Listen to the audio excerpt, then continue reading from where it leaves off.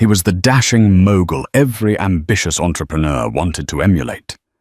She was the poised, loyal wife who had stood by him from humble beginnings.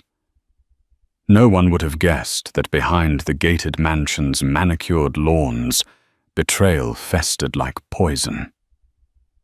Until one day, in a flurry of financial sabotage, he let his mistress cut off his wife's credit cards. It was humiliating, scandalous, and only the beginning of a whirlwind that would pit powerful business alliances against each other.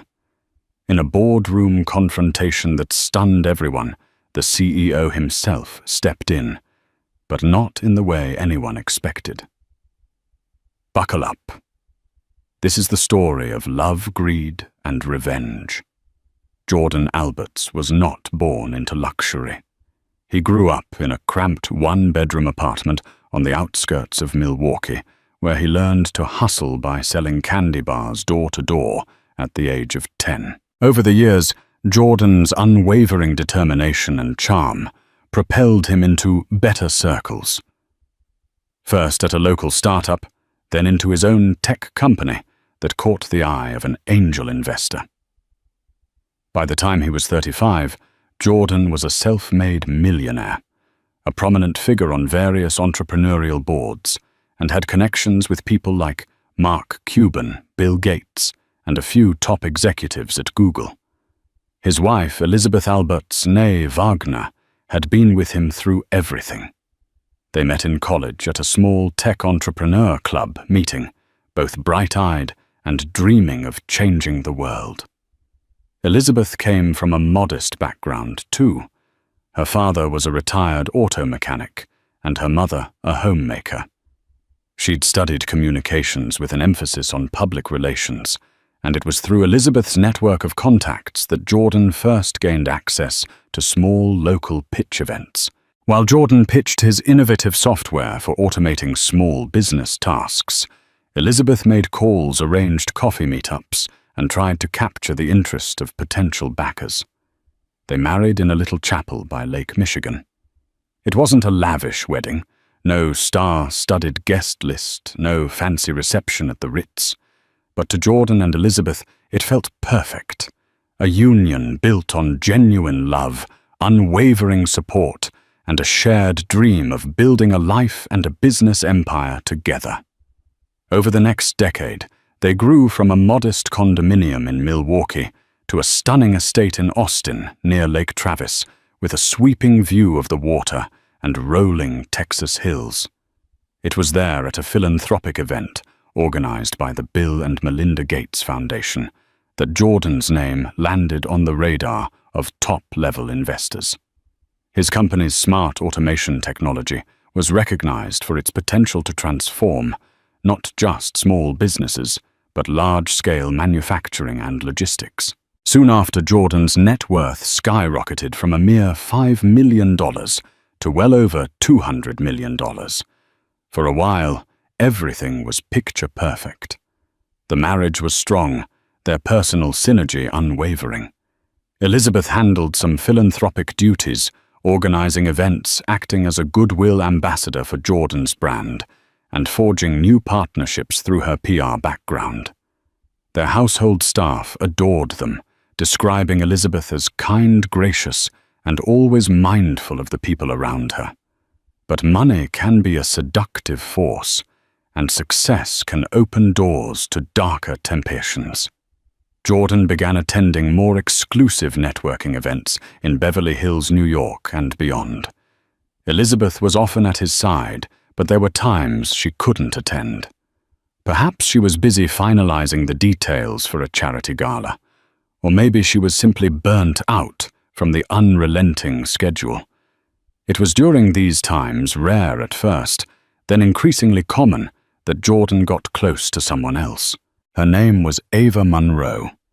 She was a rising star in the world of technology law, representing high-profile clients like Tesla, Amazon, and a few top-tier cryptocurrency exchanges. She had a reputation for being ruthless in negotiations, seductive in social gatherings, and unbelievably charming behind closed doors. The rumor mill started buzzing the moment Ava was seen at Jordan's table during a private dinner after a tech summit in Las Vegas. Elizabeth wasn't there. She had chosen to stay in Austin, meeting with a team of female entrepreneurs Jordan was mentoring. A few people whispered about Jordan's visible fascination with Ava, the way he leaned in whenever she spoke, how they clinked champagne flutes with an intimacy that suggested more than just business talk. No one knew for certain how fast or how deep it went, but soon the signs became undeniable. Lavish gifts appeared on Ava's social media, including a diamond bracelet, suspiciously similar to the ones Jordan's company had once gifted important clients. Photos emerged of Jordan and Ava at high-end restaurants in Manhattan, always carefully angled to obscure Jordan's face, though keen observers could still identify him by the sliver of a recognizable watch or the faint reflection in a mirrored wall. By the time the rumors reached Elizabeth, they were no longer rumors, but near-confirmed facts. She felt her chest tighten, her world spinning out of control. This couldn't be real. Jordan had always been a loyal partner. But the evidence was too compelling to deny. She confronted him in the privacy of their Lakeview mansion. At first, Jordan denied everything. Yet denial quickly turned into a half-hearted admission once Elizabeth presented him with photographic evidence, like a skilled negotiator used to controlling deals. Jordan tried to manipulate the situation, insisting that Ava was just a business associate, someone he occasionally had dinner with. But Elizabeth saw right through it. She had always been adept at reading him. A chill settled over their once loving home. Elizabeth, determined to preserve her dignity, demanded they enter marriage counseling, or at the very least step away from high-profile events until they resolved their issues in private. Jordan nodded, providing non-committal answers. He had never liked therapy, never seen the point in discussing feelings with a stranger. He agreed to her wishes on the surface, yet beneath the facade, he continued his involvement with Ava, allowing the illicit relationship to take root. This was the calm before the storm. For soon Elizabeth's sense of betrayal would pale in comparison to the massive financial and emotional blow about to come her way. Weeks passed. Elizabeth tried to focus on her philanthropic work and personal projects, attempting to distract herself from the growing chasm between her and Jordan. When a local charity she sponsored invited her to discuss future donations, Elizabeth discovered something shocking. Her personal credit card was declined. Embarrassment washed over her in front of the unsuspecting staff. She tried another card. Sure, it must have been a glitch, but that too was declined. The staff politely suggested she call her bank, and Elizabeth excused herself with a polite smile, her hands trembling as she left the office. Elizabeth called the bank suspecting fraud or an administrative error, but the bank's representative informed her that both cards had been cancelled the previous week.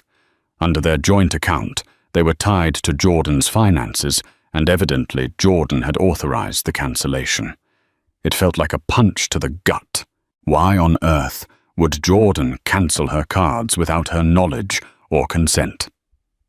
They had never had major financial disputes. Elizabeth always had access to family funds, albeit responsibly. She dialed Jordan, but the call went straight to voicemail. She sent him several frantic texts. No response. Later that evening, Jordan came home exuding an air of tired disinterest. Elizabeth confronted him the moment he walked through the door. Under the chandelier's glow, which reflected in her tear-filled eyes, Jordan brushed aside her questions with a dismissive wave. "I needed to consolidate our finances," he said, removing his blazer. "You can use the joint checking account for a while." "No big deal, no big deal." Elizabeth's frustration swelled. "You cancelled my credit cards without even telling me what's going on. Are you punishing me for something?" Jordan's eyes flicked away nervously. And that was when Elizabeth realized he was lying again. The next words that came from his mouth were not only shocking, but also laced with a cruelty she never imagined he was capable of. Ava suggested we revisit some of my expenses. She found that you were spending frivolously. It made sense to limit credit usage. Elizabeth's heart dropped to her stomach. Ava. That woman was now meddling in their finances. As if the affair wasn't enough, Jordan had allowed this mistress to encroach into an arena that Elizabeth believed was sacred, her own household stability. What is Ava doing reviewing my spending? Since when does your fling get to decide what is or isn't frivolous? Elizabeth spat tears, threatening to spill. Jordan made an attempt at a calming gesture, but his words only fanned the flames. She's helping me restructure.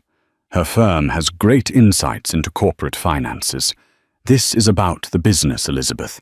It's not personal. Not personal. Elizabeth recalled how intimately personal their marriage had always been. They built every aspect of their lives together, from small decisions about wallpaper colors to big entrepreneurial leaps that demanded everything from both of them. Now Jordan was shutting her out, consulting Ava instead.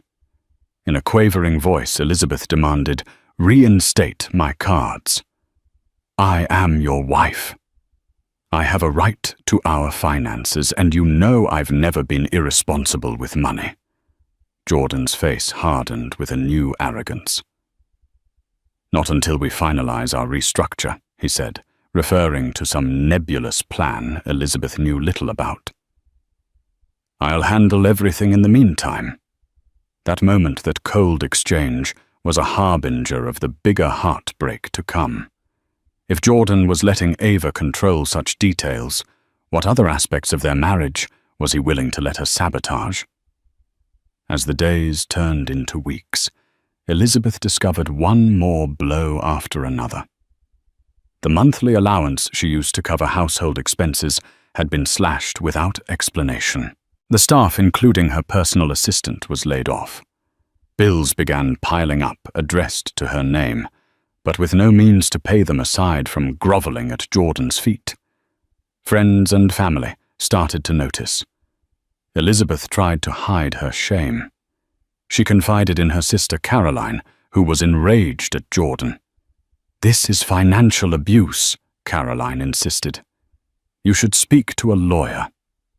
Elizabeth shuddered at the thought. She still believed they could salvage their relationship, that Jordan would snap out of whatever daze Ava had put him in. Yet a small part of her whispered that maybe Caroline was right. Then came a fateful meeting at a hotel conference suite in Los Angeles, one that Jordan had insisted Elizabeth attend. It was a gathering of major tech moguls, including Jeff Bezos and Elon Musk, who were rumored to be there to discuss new tech innovations in global logistics. When Elizabeth arrived, she quickly realized something was off. She saw Jordan in the lounge area, standing far too close to Ava, exchanging hushed conversations. Seeing Elizabeth from a distance, Jordan slipped away discreetly, leaving Ava behind. Elizabeth approached her husband with a forced smile. "I'm here," she said, desperate to maintain composure. "What's the plan?" Jordan gave a curt nod. "There's a closed-door session for the key players only. You'll have to wait outside." In the past, Elizabeth had always been included in these key player sessions as Jordan's partner and PR advisor. The subtle exclusion burned her pride. She swallowed her anger. "Sure, I can wait." After hours of waiting, she found Jordan and Ava laughing together near the bar. As she approached, Jordan's phone buzzed, and he stepped away. That was when Ava turned a chilling smirk on her face. "You know Jordan's a visionary," Ava said, swirling the wine in her glass. "He needs someone who can keep up with him on all levels: business, ambition, excitement." Elizabeth felt her face flush with anger. "I've been by his side for years. We built this together." Ava gave a theatrical shrug. Maybe in the past. But times change. People evolve. I guess you were too comfortable. Elizabeth clenched her fists, biting back a retort. She was determined not to make a scene in front of such influential people. But oh, how she wanted to lash out to expose Ava for the home-wrecker she was. Ava flicked her hair behind her shoulder, noticing Elizabeth's agitation. "Things will be better if you accept it," she cooed, as if offering advice to a friend. Jordan's moved on in more ways than one. The finances are just the beginning. Elizabeth's body went cold. She realized in that moment how truly precarious her situation was. Ava was not simply a fling. She was positioning herself as a partner in Jordan's professional and personal life. The credit cards were just one step in what looked like a systematic campaign to push Elizabeth out of everything she and Jordan had built. Still, Elizabeth refused to crumble. She left the event quietly, but her mind churned with rage and heartbreak. It was time for her to take action. She needed to protect herself, her assets, and her dignity. Little did she know that as she plotted her next move, Jordan and Ava were preparing a financial ambush that would push her to the brink. Only fate and an unexpected intervention by a certain CEO would alter the course of their twisted game. In the days after the Los Angeles conference, Elizabeth attempted to consult with attorneys. She picked up a referral from a friend who once worked with a high-profile divorce lawyer in New York.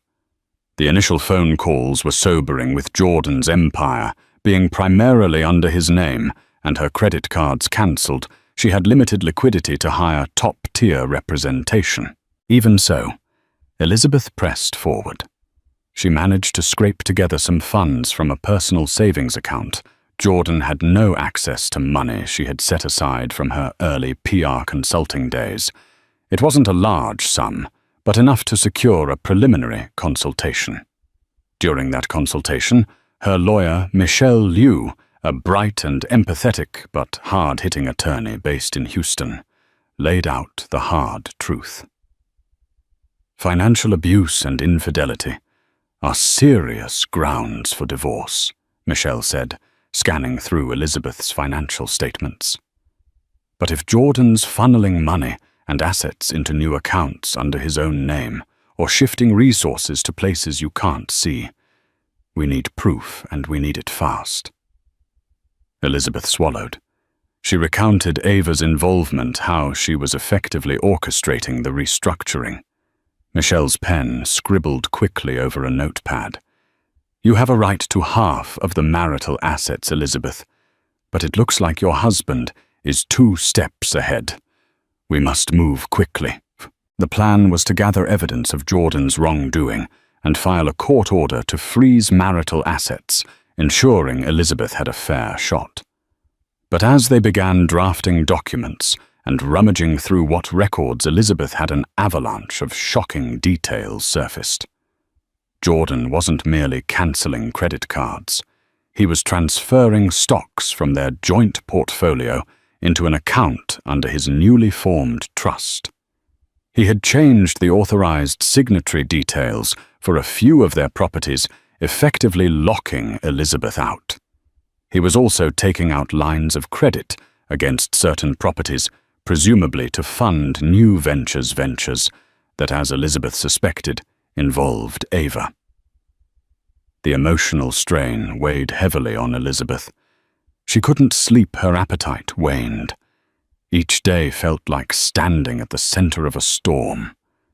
Yet if she thought this was the worst of it, she was mistaken. One evening, after finalizing some documents with Michelle, Elizabeth returned to her mansion to find her key card didn't work on the electronic locks. Pounding on the door, she shouted for the live-in staff if any were left. Seconds later, the door opened slightly, revealing Ava's face. "Jordan's not here," Ava said icily. "You should call next time." Elizabeth's heart hammered.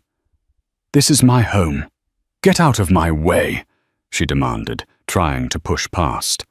But Ava slid in front of her, refusing to budge. He told me you're not welcome here anymore until the legal mess is settled. Ava sneered. I have every right to ask you to leave. Elizabeth was trembling with fury. You have no rights here. You're the mistress, not the wife. With a cold laugh, Ava stepped aside and pointed at Elizabeth's luggage haphazardly placed in the foyer. Jordan left these for you, she said. He said to pack whatever else you need and let security escort you out if you refuse to leave. Elizabeth blinked away tears, her throat raw with outrage. She was being thrown out of her own home by the woman who had intruded into her marriage. That moment was a cruel epiphany. Jordan had not only cut off her finances, but now he was physically pushing her out of the place she had shared with him for years. Yet in all that darkness, a sliver of light emerged the next morning. Elizabeth received a phone call from a close mutual friend, Marcus O'Donnell, who worked with Jordan at a large tech conglomerate in Dallas. Marcus was someone Elizabeth trusted, an executive who had known Jordan since the early days. He had seen them build the company from the ground up. Elizabeth Marcus said, his tone urgent. I don't know everything that's going on, but I heard from your staff that you've been locked out. There's a board meeting next week. Jordan wants to finalize some big decisions. If you can get to that meeting and talk to the chairman, maybe you can find some leverage. Elizabeth's breath caught in her chest. The chairman of this particular conglomerate was none other than famed CEO David Hartridge, known not just for his visionary leadership, but also for a strict code of ethics. Over the years, Hartridge had invested heavily in Jordan's business. He was the reason Jordan sat on that board. He's not the type to meddle in personal affairs, Marcus warned. But if Jordan's pulling stunts that compromise your share in the company, Hartridge might step in. He's big on fairness and hates scandal. It was the glimmer of hope Elizabeth needed. She thanked Marcus profusely. The plan was simple. Attend the board meeting, confront Jordan in front of Hartridge, and present enough evidence of Jordan's wrongdoing to ensure the board and possibly the entire conglomerate would not stand for it.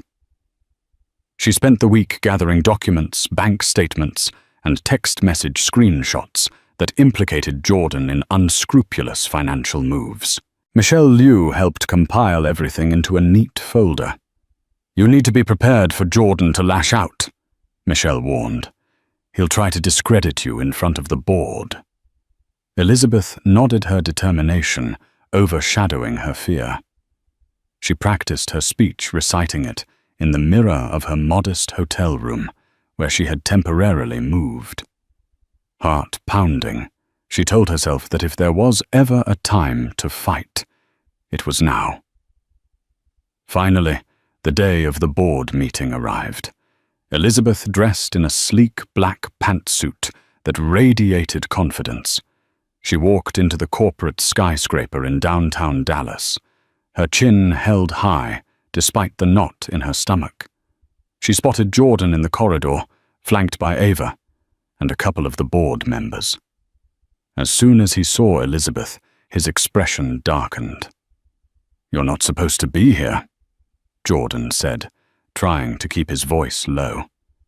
Elizabeth raised her chin. I'm still an investor in your company. I hold shares. So yes, I'm attending the board meeting. Ava stepped in with a condescending smile. Don't make a scene, Elizabeth. This meeting is for serious stakeholders. I am a serious stakeholder, Elizabeth retorted, voice steady. I'm your wife, still legally, and I'm half of this empire's foundation. Behind them, a tall figure approached CEO David Hartridge himself, a man in his 50s with graying temples and a firm handshake. He regarded Elizabeth with polite curiosity. Ms. Albert's, I presume? Elizabeth nodded, handing over her invitation papers and a letter from her attorney, which stated that she possessed partial shares. Hartridge studied the documents, then gave a curt nod indicating she was allowed to attend. Jordan shot Elizabeth a glare that spoke volumes. You have no idea what you're getting into. But Elizabeth did. She was here to preserve her dignity, her livelihood, and the legacy she had helped build. The meeting commenced in a sleek conference room with floor-to-ceiling windows overlooking the Dallas skyline. The board members sat around a large mahogany table, exchanging pleasantries about the upcoming quarter's projections. Jordan made a short presentation on a new partnership with a logistics firm, highlighting expansions and new contracts. A few board members clapped. Then came time for open discussion. Elizabeth raised her hand, clearing her throat. I'd like to address some concerns about the financial structuring Jordan is proposing. She began, her voice reverberating across the silent room. Jordan's face reddened. Ava, seated beside him, tried to intervene. We should keep personal matters out of board discussions, she said. But Elizabeth pressed on, raising the folder of evidence. These changes aren't just personal, Elizabeth said. They could affect company stability.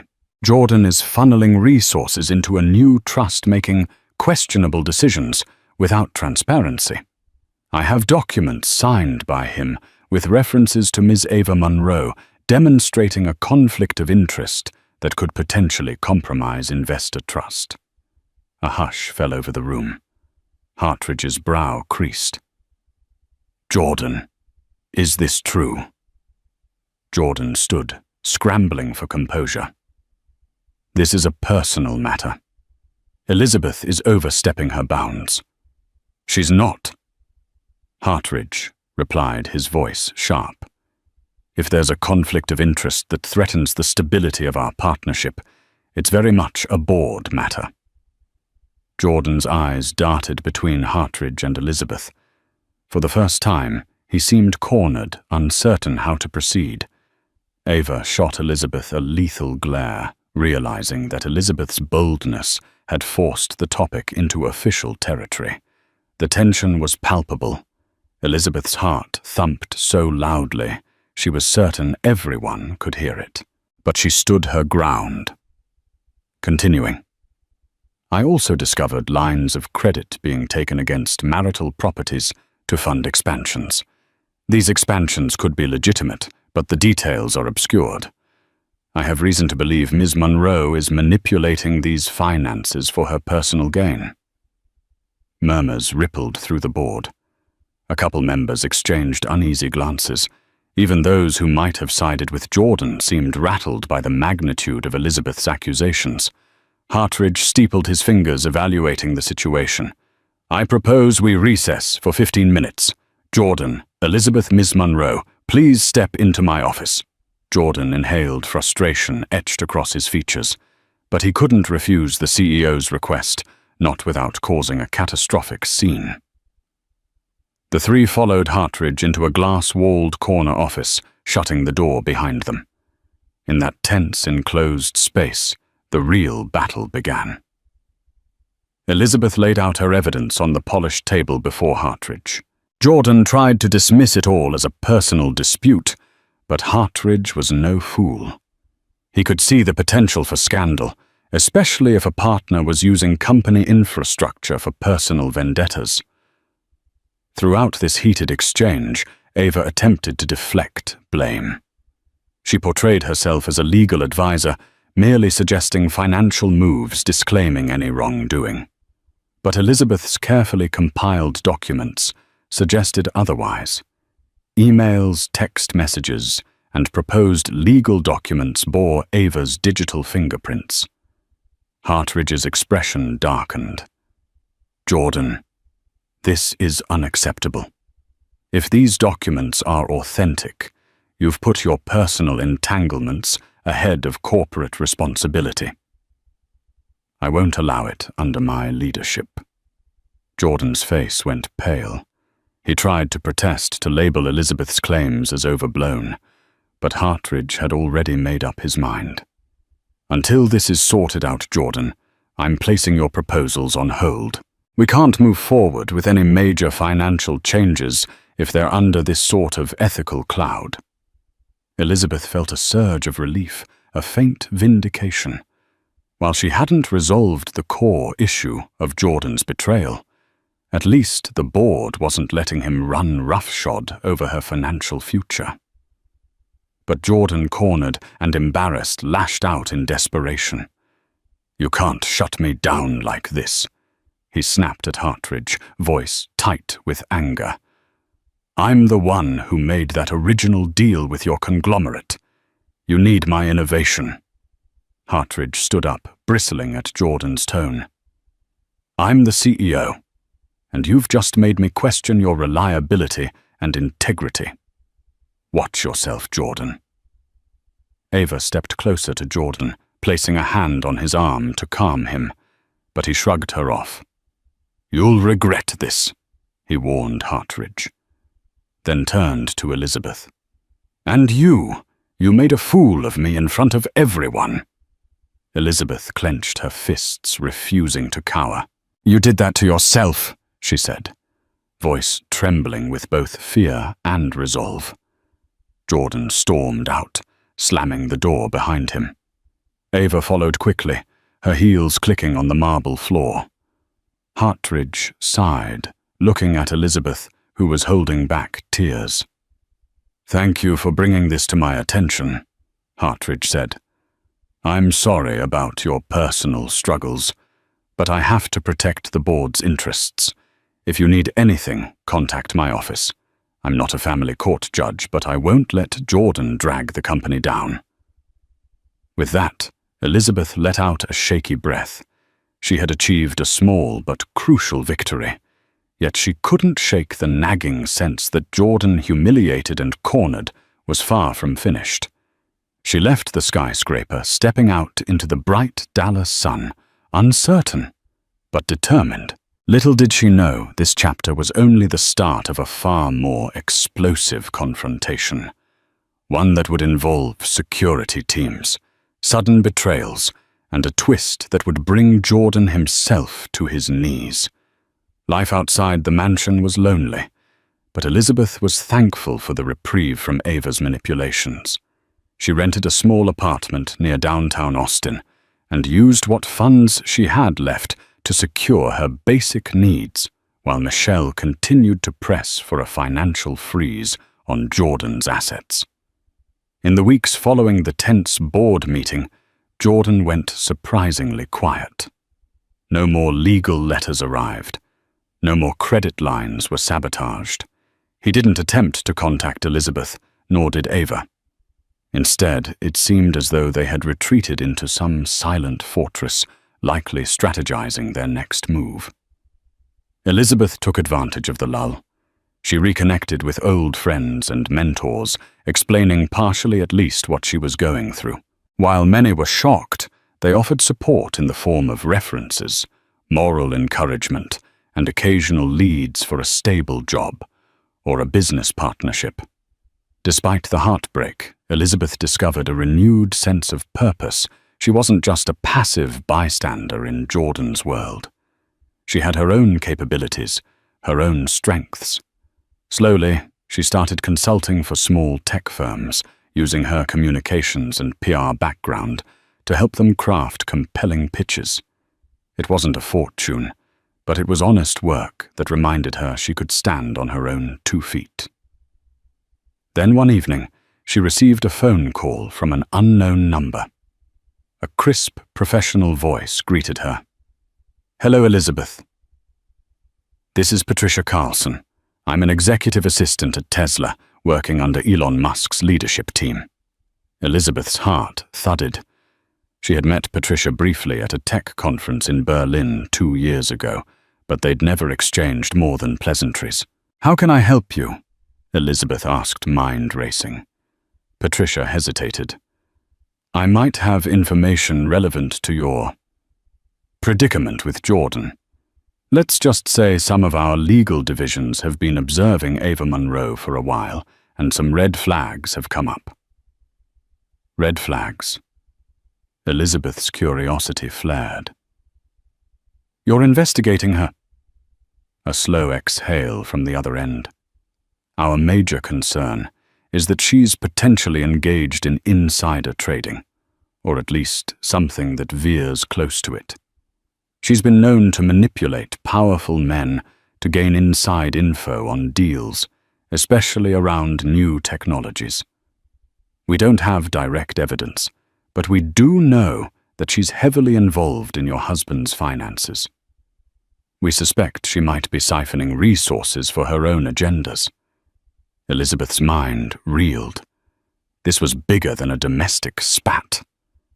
Ava might be leveraging Jordan's resources and connections to stake her own claims in the tech world. That explained the sudden shifts in finances, the new trust accounts, and the lines of credit. Patricia continued. We want to bring her down, but we need more information. You, Elizabeth, might be in a unique position to gather that. Elizabeth tapped her fingers on the kitchen counter. Isn't that something your legal team handles? A rueful laugh. Yes, but we need Jordan's direct involvement. We suspect he's unwittingly giving her access to confidential materials through corporate crossovers or joint ventures. If you can help us prove it, we can kill two birds with one stone, protect Tesla's proprietary data, and help you gain leverage in your divorce. Elizabeth considered the offer. It was risky. If Ava was truly up to something illegal, Elizabeth could expose herself to potential backlash, but the lure of finally getting the upper hand was strong. I'll do what I can, Elizabeth replied cautiously. But how do I communicate with you about this? Patricia gave her a secure email address and instructions on how to encrypt files. And one more thing, Elizabeth Patricia said, before hanging up. People like Ava are cunning. She'll anticipate your every move. Don't trust phone lines or any device that Jordan has access to. Be careful. Elizabeth thanked her and ended the call. Adrenaline coursing through her. For the next few days, she scoured her digital archives for anything that might hint at insider information. Jordan's old emails messages about collaborations with major tech companies like Tesla or Amazon, documents that Ava might have manipulated anything that showed a trail of questionable activity. She found a few suspicious threads, forwarded emails from Jordan's corporate account that were CC'd to Ava's personal address. Attachments relating to Tesla's Project Next Gen battery were among them, though none of this was strictly proof of wrongdoing yet. Elizabeth compiled what she could and sent them to the secure email Patricia provided. In response, Patricia confirmed that these were valuable leads, but incomplete. Keep digging, she urged, and let me know if you get direct evidence of deals or monetary gains tied to these inside details. Meanwhile, Michelle Elizabeth's lawyer was preparing for a preliminary hearing to freeze some of Jordan's assets. She insisted Elizabeth come to court to testify about the financial abuse and the suspicious activities they had uncovered. But Jordan's side surprised them by agreeing to a partial freeze without argument.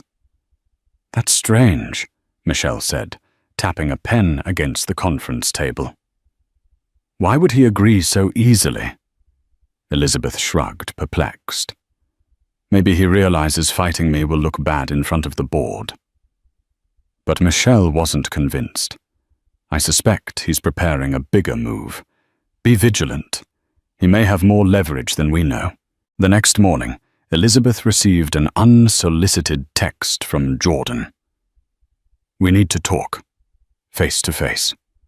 She felt a swirl of conflicting emotions, anger, sorrow, curiosity.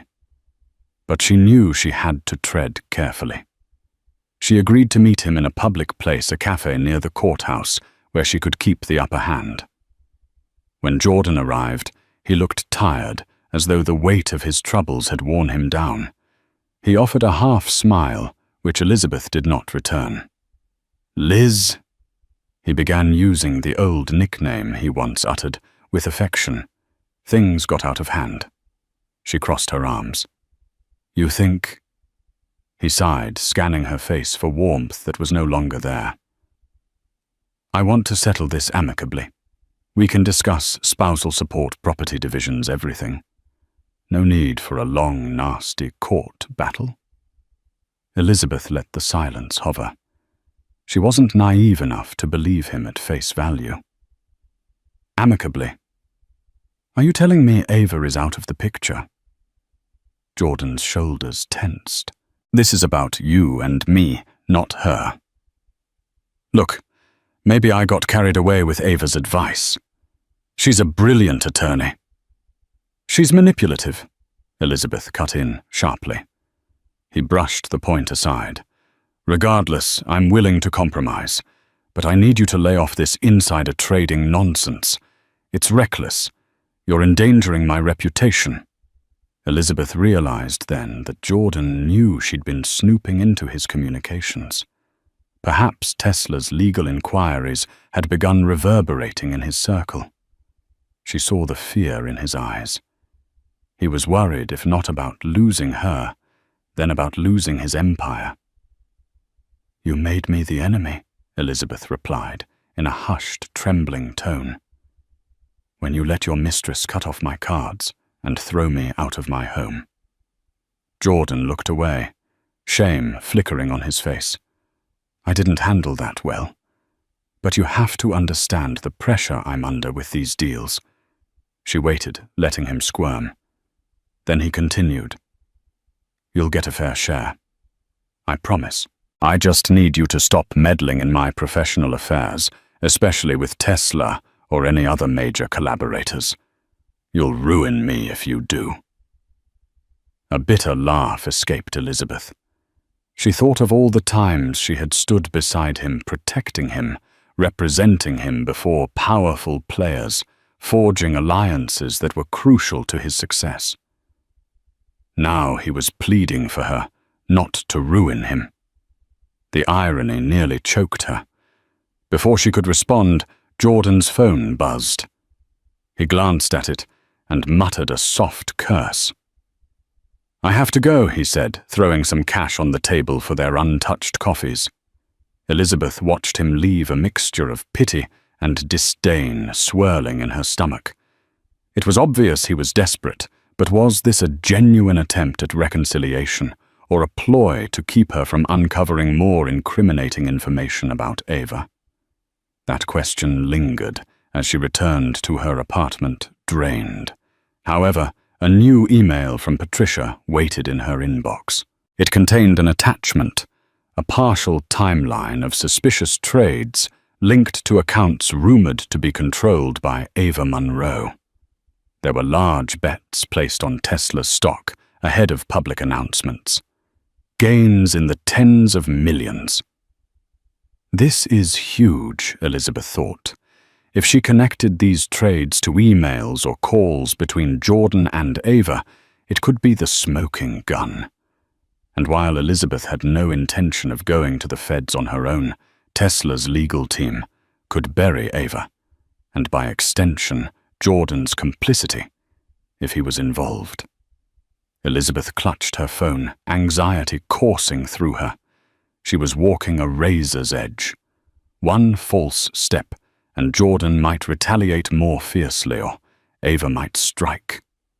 But a successful strike against Ava could free Elizabeth from this entire ordeal, giving her the leverage to secure a fair divorce settlement, or even land Jordan in deeper trouble, depending on his role. She reached for her phone to text Patricia when it buzzed in her hand. A call from an unknown number again. Tentatively, Elizabeth answered. A man's voice greeted her calm and steady. "Hello, Ms. Alberts. My name is Gregory Shaw. I'm part of CEO David Hartridge's legal counsel. He asked me to follow up regarding the situation with your husband. Elizabeth's heart skipped. Hartridge's legal counsel. We understand from Mr. Hartridge's conversation with you that there might be unethical or even illegal behavior in play. Gregory continued. The board is concerned about potential liability if Jordan's personal dealings spill into our corporate structure. We can't risk another scandal. Mr. Hartridge would like to assist you discreetly. Elizabeth exhaled slowly. She was on the cusp of powerful alliances forming against Jordan and Ava, but the more people got involved, the more dangerous it felt. Gregory concluded, "We'll be in touch with your lawyer. If you have any crucial evidence, Mr. Hartridge suggests you keep it secure. He wants to avoid a public meltdown, but he's prepared to do what's necessary to protect the company's interests, and that includes supporting you in your legal disputes, if it comes to that." Hanging up. Elizabeth felt a measure of validation. The cracks in Jordan's seemingly untouchable world were growing. Perhaps justice would prevail. Yet as she prepared to finalize the next round of documents for Michelle, a gnawing worry kept her awake at night. Cornered animals are the most dangerous, and Jordan, though once gentle and loving, had shown he could be ruthless when threatened. She braced herself for the storm that was surely coming. The next time Elizabeth saw Jordan in person, it wasn't by chance or a carefully arranged meeting. It was at the headquarters of Hartridge's conglomerate in Dallas. A sudden emergency board session had been called to address urgent corporate matters, and Elizabeth, having been notified by Gregory Shaw, arrived prepared. She walked into the reception area, her heart pounding with anticipation. Michelle Liu had insisted on accompanying her, but at the last minute she was called to handle a crucial filing. Elizabeth went alone, relying on the moral support from Gregory and the knowledge that Hartridge wanted the truth on record. Jordan was already inside the boardroom with Ava, who paced like a clad tiger. When Elizabeth entered, they both snapped their heads in her direction. Ava's glare could have sliced glass. Jordan's face was inscrutable, tense, angry, but also tinged with fear. Hartridge arrived moments later, trailed by a few board members and legal advisors. He wasted no time in stating the purpose of the meeting. Allegations have come to my attention that Ms. Monroe has been engaging in stock trades leveraging proprietary information from Jordan's company and potentially from our own collaborations. We need to clarify the truth. Now. Gasps and murmurs filled the room. Ava's jaw clenched. "This is preposterous," she began. "We demand to see your proof." Hartridge nodded to one of his advisors, who distributed printed documents, timelines of suspicious trades, tied to accounts flagged by Tesla's legal team, along with correspondences that Elizabeth and Patricia had pieced together. Jordan snatched a packet from the advisor. His eyes swept over the page's color, draining from his face. Ava's lips thinned, and for a moment Elizabeth could see the faintest flicker of panic in her eyes. Hartridge pinned them with a stern gaze. "Jordan, you've been a valuable partner. I don't want to see your personal life derail your professional standing, but this is bigger than your marriage. Insider trading is a federal crime, and if Miss Monroe is using your business resources to pull this off, you're implicated." Ava recovered quickly. She placed a hand on Jordan's arm, her voice smooth. "This is a misunderstanding, David. Anyone can align stock trades with corporate announcements. It's called speculation." Elizabeth decided enough was enough. She stood. "Speculation is one thing, but forwarding private emails, entire business proposals, and preliminary press releases is not speculation. I've seen the messages. You're literally discussing the best times to execute trades based on announcements that hadn't been made public yet." Ava whirled on Elizabeth. You have no legal standing to claim that. You're just a scorned wife trying to sabotage Jordan and me. Elizabeth's blood boiled. We'll let the evidence speak. There are even time-stamped emails from Jordan's corporate account sent to your personal email, Ms. Monroe, discussing upcoming expansions and product launches. Then trades were executed in your name or trusts linked to you within hours. A hush followed. Jordan's hands shook slightly. He seemed torn between denial and guilt. After all, the evidence was damning. If he denied it outright, he'd appear foolish. But if he admitted his involvement, he risked criminal charges and the wrath of the board. Hartridge leaned forward, his voice firm. Jordan, I need answers. Were you aware of these trades? Jordan stared at the table, words refusing to form. Finally, he managed, Ava said it was all above board, that it was just normal investing. Ava let out a short laugh, but it sounded hollow. If you want to scapegoat me, Jordan, think carefully, she warned. We made certain deals in your name as well. Your signatures are on plenty of documents. The entire boardroom seemed to hold its breath. Hartridge addressed one of his legal advisors. Have we sent this to the SEC? Not yet, the advisor responded. We wanted to confront them first. Jordan shot to his feet, panic etched on his face. No need to escalate it. We can handle this internally. If I undo the trades, repay any gains, repay tens of millions of dollars, Hartridge asked. And that would just be the tip of the iceberg if the SEC digs deeper. This is out of our hands if they launch a formal investigation. Elizabeth watched Jordan unravel. This was the man who had once been so composed, so unstoppable. Now he was cornered, sweat beading on his forehead. Ava, too, looked like a wild animal backed into a corner, eyes darting around the room. At that moment, a building security guard appeared at the door, knocking softly.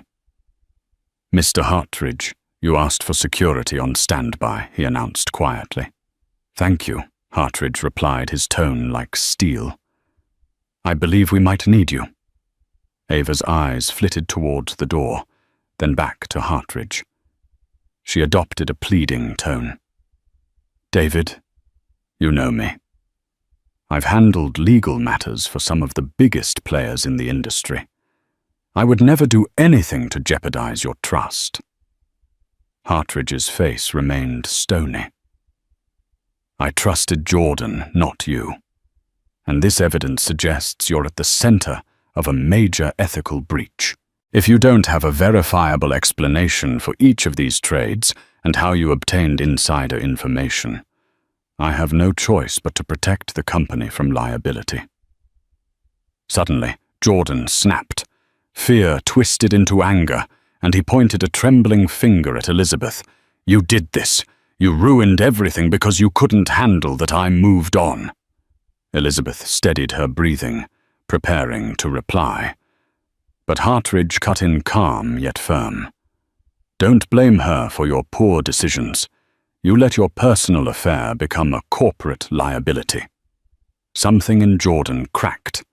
He lunged toward Elizabeth as if to grab her documents or her phone, an irrational move likely spurred by desperation. But he never made contact. In a blink, the security guard stepped forward and intercepted Jordan, gripping his arms. Stand down, sir, the guard said, voice authoritative. Jordan struggled, but the guard was a solid wall of muscle. Ava shrieked. Let him go. This is a private matter. Hartridge shook his head, anger coloring his features. You just attempted to assault someone in my boardroom. Security remove Mr. Alberts from the premises. Jordan's eyes widened in disbelief. You can't do that. I'm on the board. Not anymore, Hartridge said grimly. I can and I will. You're suspended pending an internal investigation. Once that concludes, we'll determine your status. Now go and take Ms. Monroe with you. A second guard stepped in, guiding Ava toward the door as she protested threatening lawsuits and defamation claims. But her words rang hollow, overshadowed by the looming specter of an SEC investigation. Elizabeth stood off to the side, stunned by how quickly it had escalated from a tension-filled meeting to an outright meltdown. As Jordan and Ava were led out, Jordan craned his neck to shout at her, "You'll pay for this, Elizabeth. Don't think you've won." But the threat carried little weight now. In that moment, Elizabeth felt the mixture of triumph and sorrow that comes with toppling a man she once loved. She hadn't wanted to see Jordan destroyed, only to protect herself and the life they had built together. But Jordan's actions and Ava's ambition had forced her hand. Hartridge dismissed the board members, soon after instructing his legal team to cooperate fully with any investigations. He turned to Elizabeth with a sympathetic frown. "I'm sorry you had to endure this, Miss Alberts. I assure you we'll handle it lawfully. Whatever personal or marital disputes remain, I hope you find closure." Elizabeth gave him a small nod. "Thank you. I appreciate your fairness." She gathered her documents and left the skyscraper, the bright Texas sun striking her face as she stepped onto the street. The entire drama replayed in her mind. He let his mistress cut off my cards, but the CEO called security on him.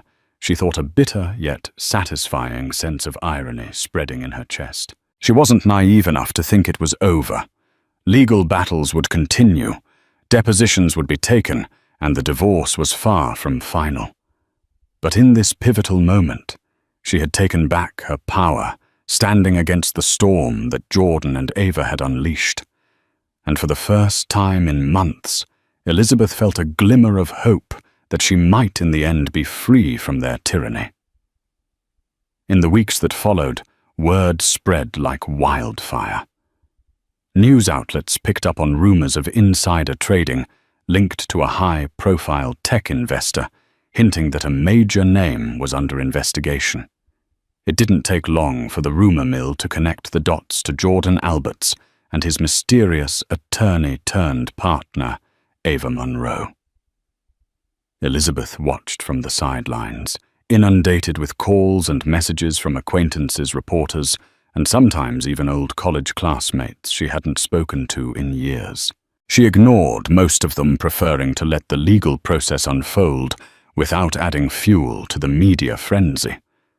Jordan, under immense legal and financial pressure, attempted to strike a deal if Elizabeth agreed to keep quiet and not testify against him or Ava. Regarding insider trading, he would give her a generous divorce settlement. The settlement included alimony, a hefty lump sum, and properties that would secure her financial future. However, Elizabeth refused any agreement that required her to lie or withhold the truth if subpoenaed. Nonetheless, she allowed her lawyer Michelle to work out a fair settlement that didn't involve perjury.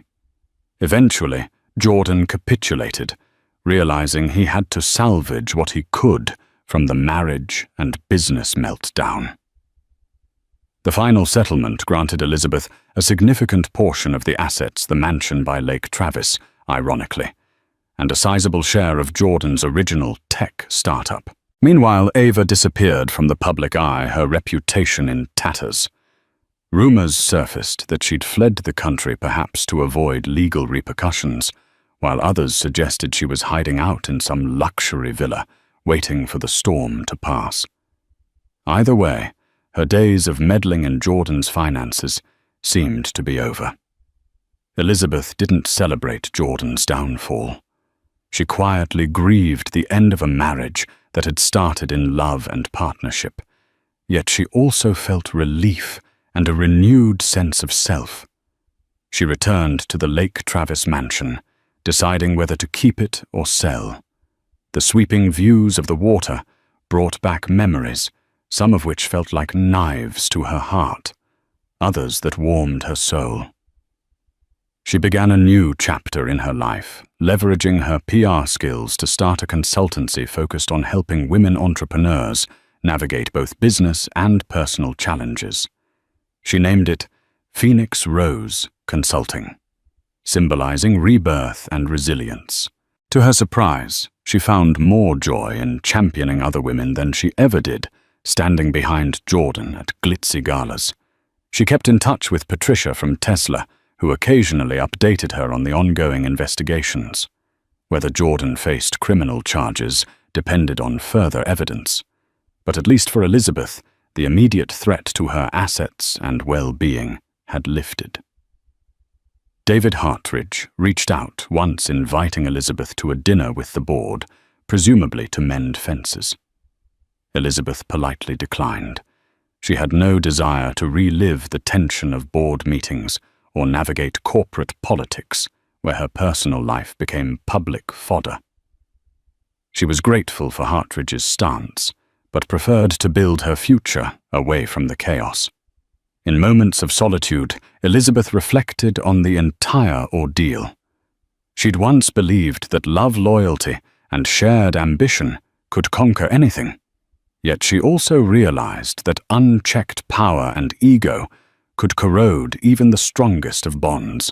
Jordan's betrayal had been a painful lesson, but it set her free to discover her own strengths and a life not tethered to someone else's rising star. Yes, heartbreak lingered, and healing was an ongoing process. But Elizabeth found herself waking each day with a sense of purpose. She'd gather with female founders at local co-working spaces, host workshops on media relations, and offer moral support to those feeling overshadowed by bigger players. Each time she saw a spark of confidence ignite in another woman's eyes, she felt her own sense of wholeness return. In time, Elizabeth would finalize the divorce, sign the deeds, and officially start over. A sense of calm settled within her, like the slow, tranquil waves on Lake Travis at dawn. Her story, the humiliating card cancellations, the public meltdown, the mistress's meddling, would become a cautionary tale, one she shared sparingly, only when it might help others. Despite the scars, Elizabeth refused to let bitterness define her. She chose growth empathy, and a belief that with the right support, anyone can rise from the ashes more formidable than before. Just as Elizabeth thought she had reached stable ground, fate tossed her another curveball. A month after the settlement, Michelle called her urgently. "The feds want to depose you," she said. "They uncovered new evidence Jordan may be involved in deeper crimes, bribery, money laundering. Ava might have orchestrated a network." Elizabeth's stomach dropped. Jordan never mentioned anything like that. "They've found offshore transactions and documents with his signature," Michelle said grimly. 2 days later, Elizabeth sat in a stark federal office, flanked by Michelle and 2 serious agents. They questioned her about Jordan's finances, Ava's role, the card cancellations, and philanthropic events that may have masked backdoor deals. Elizabeth stuck to the facts. She neither speculated nor dramatized. One agent, impressed, said, "You've been very helpful, Ms. Alberts. This case is significant." She left emotionally drained but relieved. She hadn't been dragged down with Jordan, but the storm wasn't over. Whispers followed Jordan was hiding at a secluded ranch, dodging the press. Ava had vanished. More subpoenas were issued. An indictment loomed. Elizabeth stayed focused on her consultancy, channeling stress into helping other women navigate business pitfalls. Her story, once painful, became a symbol of warning and strength. Then came the headlines, "Jordan Alberts indicted for insider trading fraud and obstruction. Ava was named but still missing. The scandal rocked the tech world. Elizabeth issued a single statement. "I'm saddened by Jordan's choices. I've cooperated fully with authorities and continue to rebuild my life." Eventually, Jordan pled guilty to a lesser charge, offering a tearful courtroom apology. Elizabeth watched from home, tears in her eyes, not from triumph, but quiet grief for the man she once loved. Still, she understood consequences had to follow actions. That night, beneath the soft moonlight over Lake Travis, Elizabeth allowed herself one last cry for the past that died and the hope still waiting ahead. Life has a way of testing our fortitude when we least expect it. Elizabeth Alberts began this journey as a devoted wife, only to see her world upended by betrayal and financial sabotage. Yet what she lost in illusions, she gained in unbreakable resilience. Standing up to powerful forces and calling out wrongdoing isn't easy, but it's sometimes the only way to protect your dignity and your future. If you found this story gripping, insightful, or inspiring, we invite you to be a part of our community. Like this video, share it with friends who need a reminder that courage can emerge from chaos, and subscribe for more real-life drama and empowering tales. Let Elizabeth's story serve as a beacon, no matter how ruthless the betrayal. There's always a path to reclaim your power and build a brighter tomorrow. You too can rise like a phoenix.